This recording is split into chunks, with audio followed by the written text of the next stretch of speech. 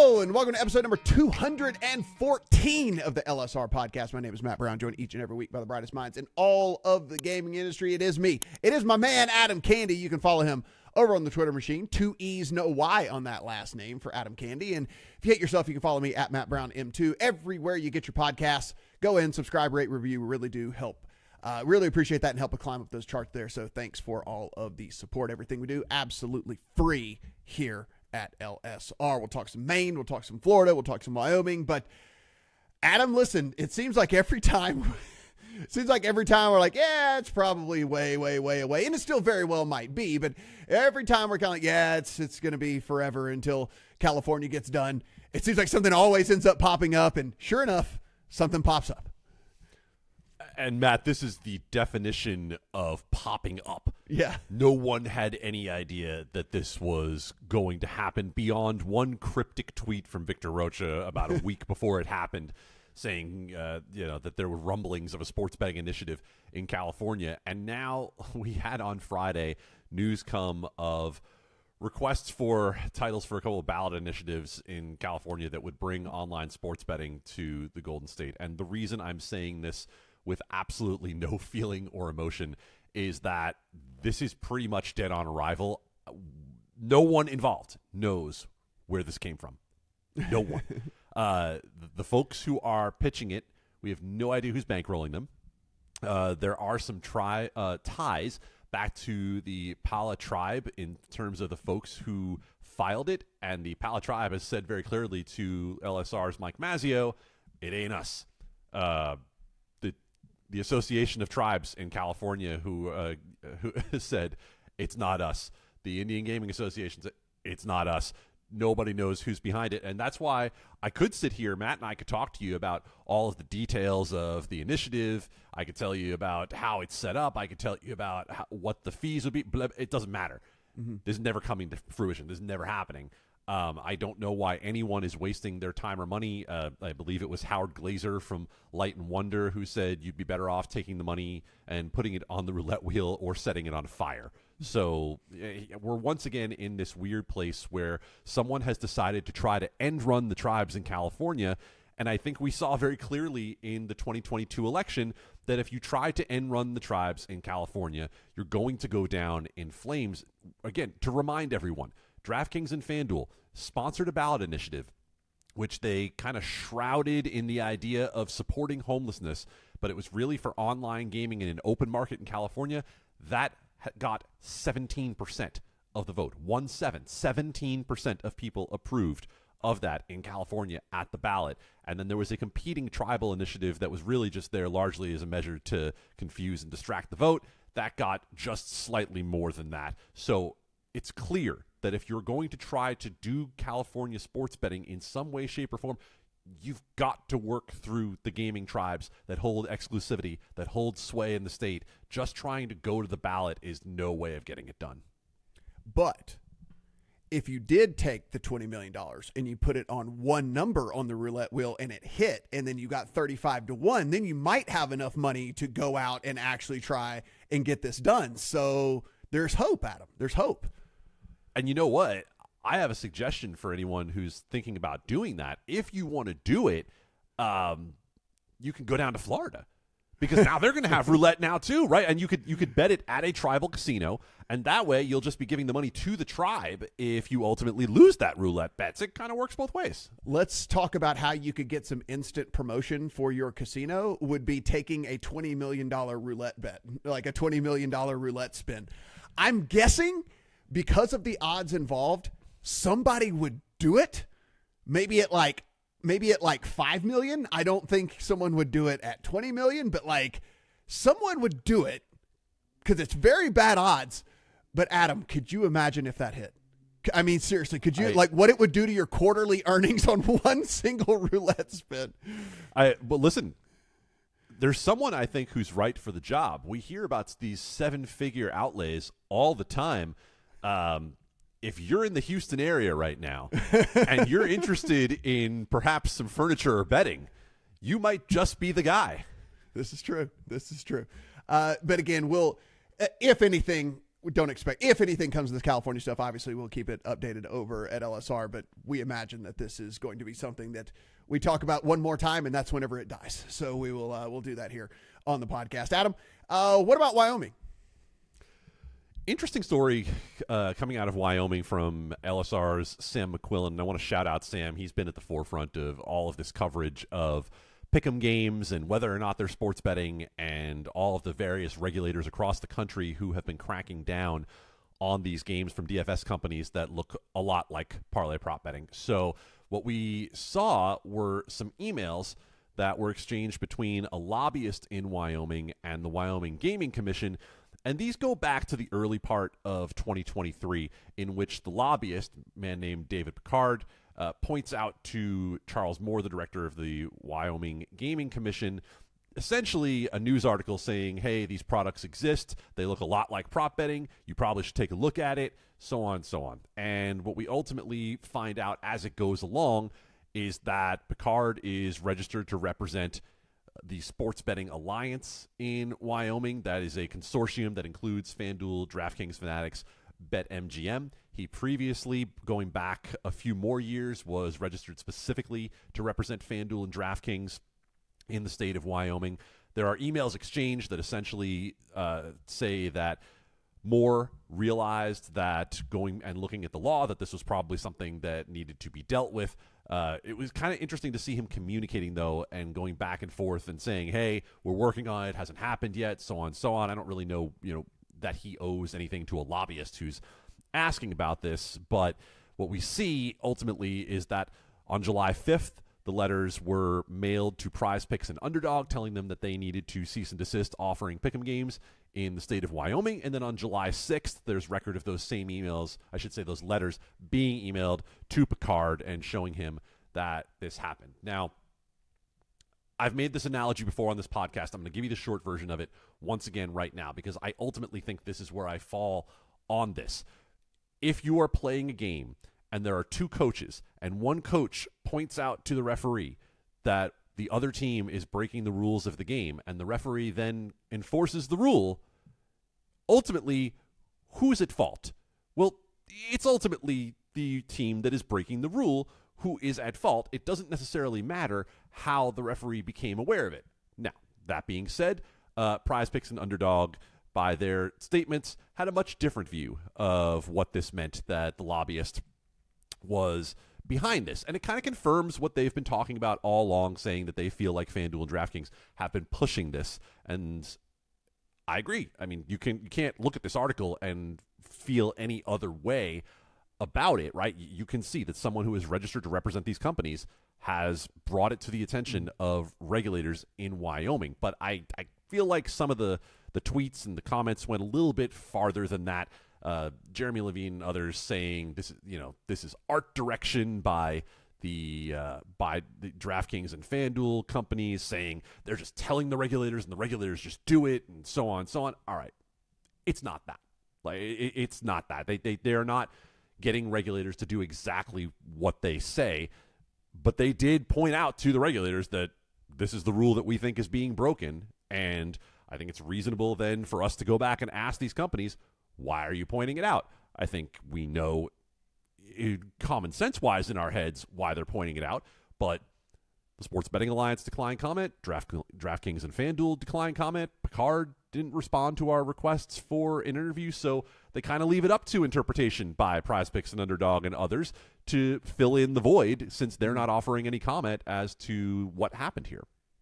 Yeah, and I mean, listen, to be fair, right? I mean, isn't that essentially what it's almost the genesis of, you worked in all of this. I mean, isn't this essentially the genesis of every single bill, every single action that gets taken, every single everything? It's like somebody goes to whether it's a lobbyist, whether it's one of your constituents, whether someone comes to someone in power and tells them, hey, we should do this, or hey, what do you think about this, or I want to bring this to your attention, et cetera, et cetera. I mean, this is kind of the genesis of everything in the government as it is anyway. So if I were operating a company that were taxed at, let's just say, N%, and there were another company that wanted to get into the same space but was being taxed at 1/10 of N%, and they were offering a product that looked pretty similar to what I'm offering, but paying 1/10 of the corporate overhead, then I probably too would go to those in charge of the rules and say, hey, can you at least give me a ruling on this and let me know whether or not this is the way that it's supposed to work? So it's not that uncommon to me that a company like a DraftKings or a FanDuel or their representatives, the Sports Betting Alliance or a lobbyist or whoever the case might be, would be going and saying, hey, this doesn't look right, does it? And months later, the Gaming Commission said, you know what, it's not right, and we're going to take action against it. And so, again, the DFS companies are trying to pitch this as that DraftKings and FanDuel don't want the competition. I don't think DraftKings and FanDuel would have any problem with a apples-to-apples competition, but this is an apples-to-oranges competition. Have you ever, a side note here, have you ever been to Wyoming? Many times, believe it or not. And like just for like, was it for work or was it for pleasure? So I've been to Laramie, Wyoming a number of times for work, because that's where the University of Wyoming is. However, I also won a trip on Wheel of Fortune to spend 1 week in Jackson Hole, Wyoming. And so I have spent a quality week in Jackson Hole, and I have to tell you, buddy, I had a great time. Well, see, here's the thing. I just went to wyoming.gov because I just wanted to see what was going on, because I've always been curious about Wyoming. And their opening sentence about Wyoming makes you want to go to Wyoming. Wyoming is where the untamed spirit of the West and majestic natural beauty open your mind and invigorate your senses to release your own inner freedom and sense of adventure. I'm like, I'm in. Like, I want to book a ticket right now. Like, I mean, I am in. Whoever wrote that sentence for wyoming.gov, give that person a raise. I'm ready to go to Wyoming today. We're going to hire him. We're going to hire him. We're going to work for LSR. They're going to do better content than I've been doing for the longest of times. And let me tell you, on that trip to Wyoming, I went dog sledding.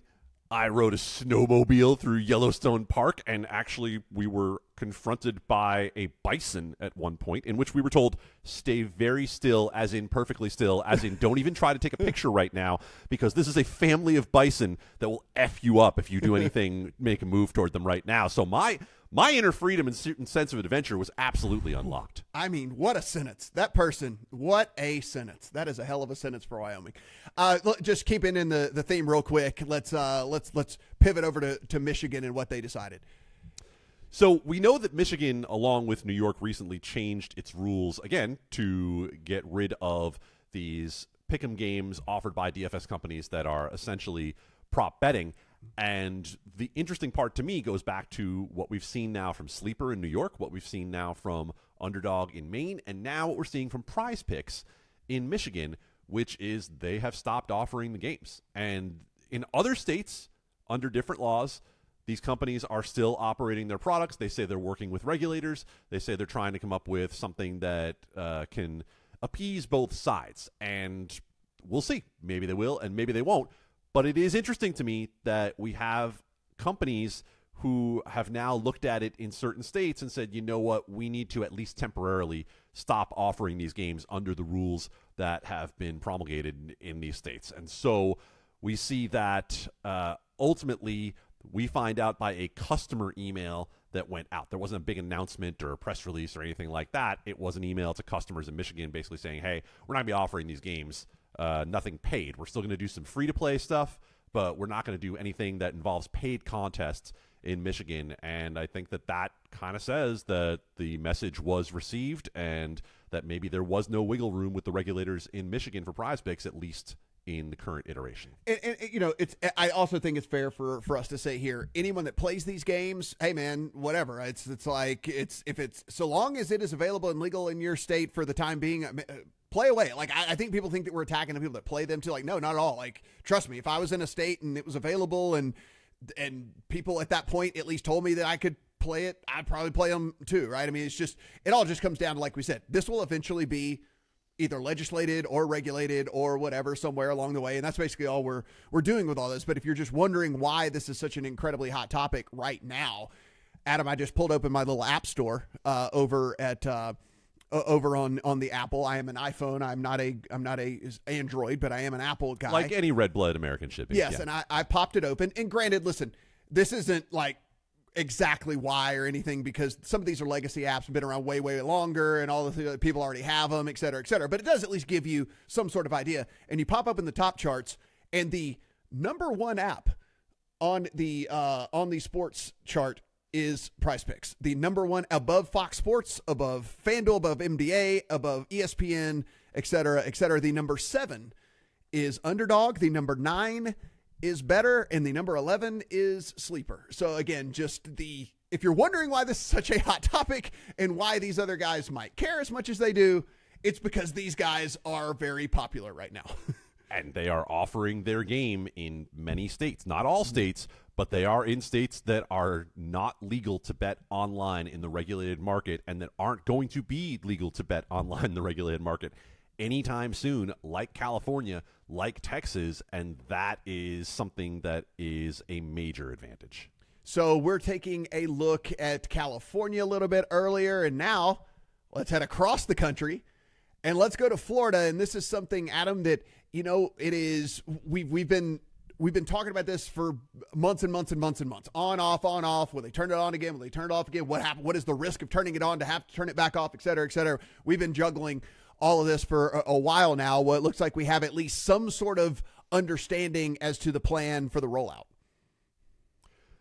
Press release this morning from the Seminole Tribe that comes in the wake of the Supreme Court denying a stay of a mandate from a lower court that was favoring the compact signed between the Seminole Tribe and Governor Ron DeSantis that is going to allow them to start offering roulette, to start offering craps, and to start offering in-person sports betting in December at 6 Seminole properties in the state of Florida.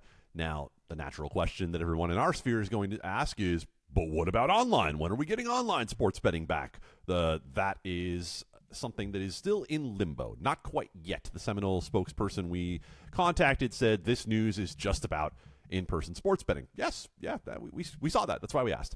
But what we see now is that you're getting to the point where you get the clear message. Gaming is what matters most here, right? The release said roulette, craps, and sports betting, right? It was kind of listed as an afterthought when it came to the in-person sports betting. Now, it might not necessarily be a drop in the bucket. Our Eric Ramsey, our revenue analyst, believes that you're going to see some pretty significant betting when it comes to in-person in Florida. But we do have one industry source talking to our Mike Mazzio who said expect that the Hard Rock Bet app should launch sometime this month.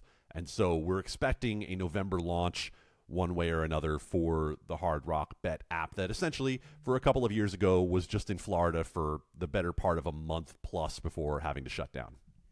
Yeah, and if people are wondering why you would say, oh, they're also offering craps and they're also offering roulette, it's because if you guys have never been to Florida, never been to a Florida casino, it's card games only. So if you go to the gaming floor, it is a bunch of card games out there, but they do not have the, like you just mentioned, the craps and the roulette. So getting the addition of that, obviously a big thing. I tend to agree with Eric as well. Adam, I've been to all of the casinos down there in Florida, one way, shape, or form, whether it be there was an MMA event there, or whether it was just me going to play some poker tournament, whatever it might be.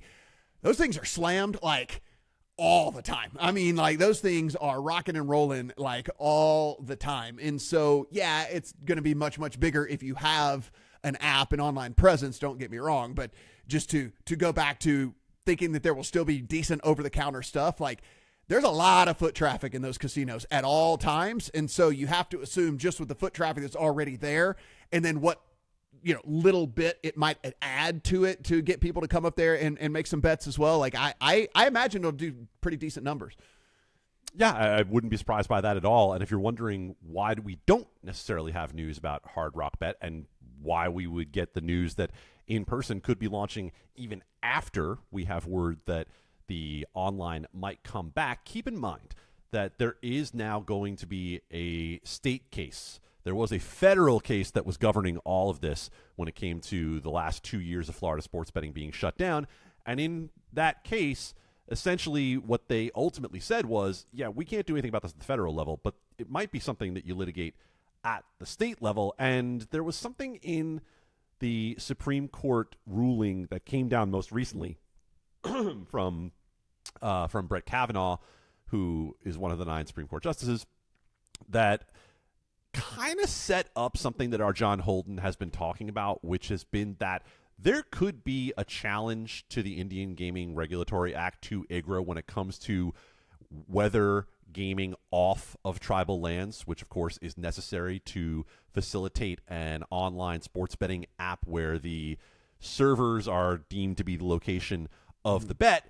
If for that to be the case, then you have to have the interpretation of IGRA that would allow the belief that those bets are being placed on the server, on the reservation. So we shall see if that ultimately gets challenged, but it certainly did seem that Kavanaugh was leaving the door open for a federal challenge to IGRA, in addition to whatever is going on in the state of Florida directly.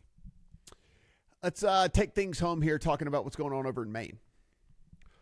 Well, we're finally talking about launch in Maine. That's something that we've been waiting for more than 18 months now. The state passed its sports betting law that long ago, and the rulemaking process has taken quite a long time. It has been an interesting rulemaking process because Milt Champion, the director of Maine's Gambling Control Unit, put some interesting rules in place about restrictions on advertising, about restrictions on the use of celebrities. Ultimately, the celebrity ban stayed in place. The restrictions on how much advertising, what type of advertising, were put more back to industry standards. But what you're going to see is Caesars and DraftKings will both be in the market. It is a market that is operated through the tribes. That's how this ultimately got passed. If you remember, we did have a commercial Maine sports betting bill passed a few years back that ultimately was vetoed by Governor Janet Mills, and then sports betting came back as a possibility as a larger package for tribes in the state of Maine. So we're looking at a launch this week. Should be up and going by Friday. And if you are a Mainer, you got 2 more choices for sports betting than a lot of other places in the country do.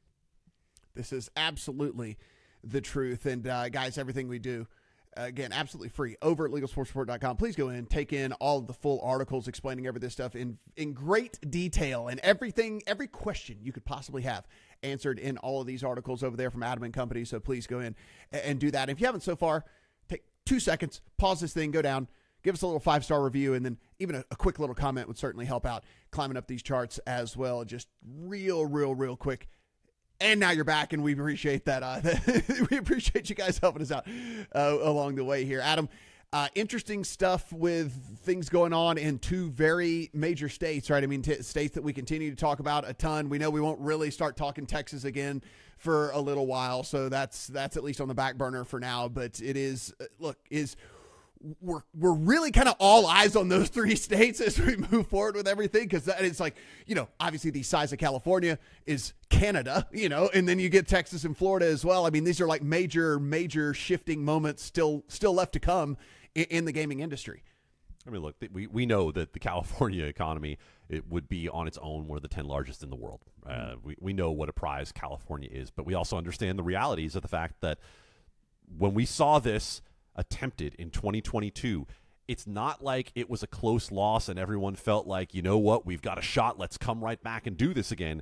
It was, we got our brains beaten in and we better reevaluate how this goes entirely, which is why you saw Jason Robbins and Amy Howe, the CEOs of DraftKings and FanDuel, basically say, yeah, we got to take a close look at this before we ever go after it again. Not, hey, let's willy-nilly throw another initiative out there and see what happens. So whoever is putting the money behind this, I urge you to read a little bit of Legal Sports Report content and then think about what you're choosing to do. Guys, go in, LegalSportsReport.com. You can follow Adam over on the Twitter machine, at Adam Candee, 2 E's, no Y. If you hate yourself, you can follow me at Matt Brown M2. Until next week, for Adam, I'm Matt. Talk to you then.